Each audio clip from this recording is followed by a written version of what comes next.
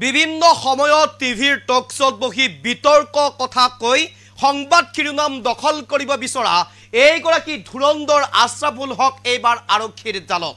আৰক্ষীৰ জালত পৰিছে এইবাবেই এগৰাকী মহিলাক ধন দাবী কৰাৰ লগতে অশালীন মন্তব্য কৰাৰ অভিযোগ উত্থাপন হৈছে। ধন দাবীৰ লগতে অশালীন মন্তব্য কৰি এইবাৰ হাতীগাঁও থানাৰ আলহী হ'ব লগা হ'ল আশ্ৰাফুল হক।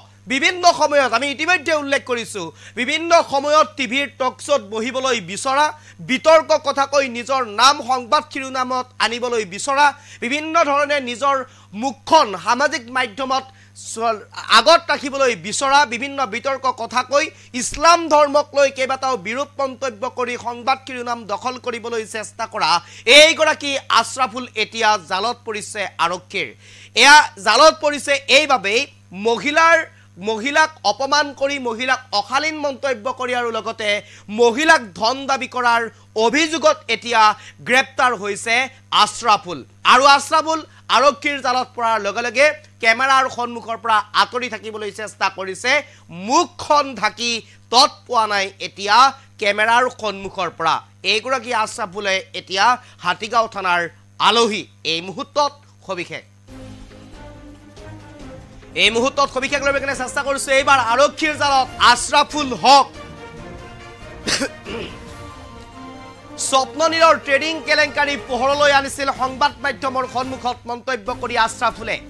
এগৰাকী মহিলাৰ এজাহাৰৰ ভিত্তিত গ্ৰেপ্তাৰ কৰা হৈছে বৰ্তমান সময়ত এইগৰাকী আশ্ৰাফুলক।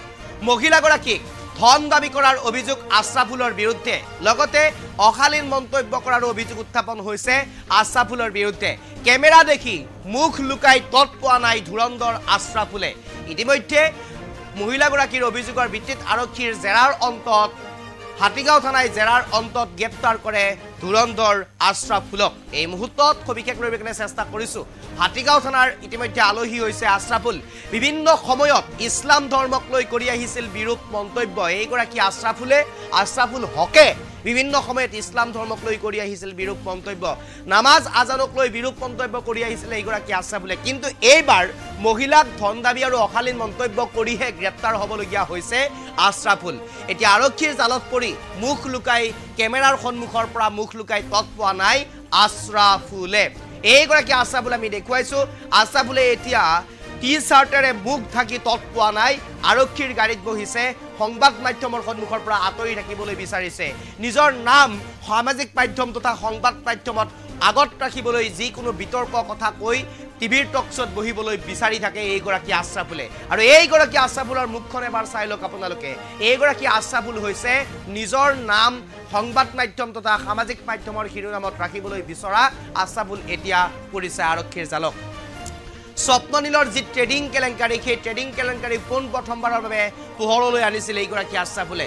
আৰু এইগৰাকী আশ্ৰাফুলৰ বিৰুদ্ধে এতিয়া আৰক্ষীয়ে লৈছে বিহিত ব্যৱস্থা। এগৰাকী মহিলাৰ অভিযোগৰ ভিত্তিত, এগৰাকী মহিলাৰ এজাহাৰৰ ভিত্তিত এইগৰাকী আশ্ৰাফুলক ইতিমধ্যে আৰক্ষী অৰ্থাৎ হাতীগাঁও থানাৰ আৰক্ষীয়ে গ্ৰেপ্তাৰ কৰিছে।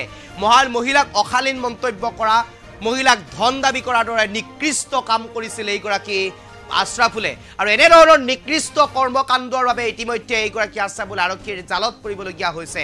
বিভিন্ন জেৰাৰ অন্তত, হাতীগাঁও থানাৰ জেৰাৰ অন্তত ইতিমধ্যে গ্ৰেপ্তাৰ কৰি যিকে আৰক্ষী জিম্মাত লৈছে আশ্ৰাফুলক। আৰু আশ্ৰাফুলৰ বিষয়ে ইতিমধ্যে আমি অৱগত কৰিছোঁ। কেইবাবাৰো ইছলাম ধৰ্মক লৈ বিৰূপ মন্তব্য কৰি আহিছিল।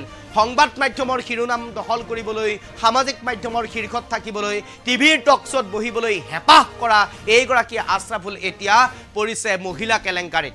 মহিলাক অশালীন ব্যৱহাৰ কৰি, মহিলাক অপমান কৰি, মহিলাক ধন দাবী কৰাৰ দৰে নিকৃষ্ট কৰ্মকাণ্ড কৰি এনেদৰে এতিয়া আশ্ৰাফুল পৰিবলগীয়া হৈছে আৰক্ষীৰ জালত। ইতিমধ্যে উল্লেখ কৰিছোঁ স্বপ্ননীলৰ ট্ৰেডিং কেলেংকাৰী পোহৰলৈ আনিছিল আশ্ৰাফুলে, আৰু সেইগৰাকী আশ্ৰাফুল এতিয়া আৰক্ষীৰ জালত।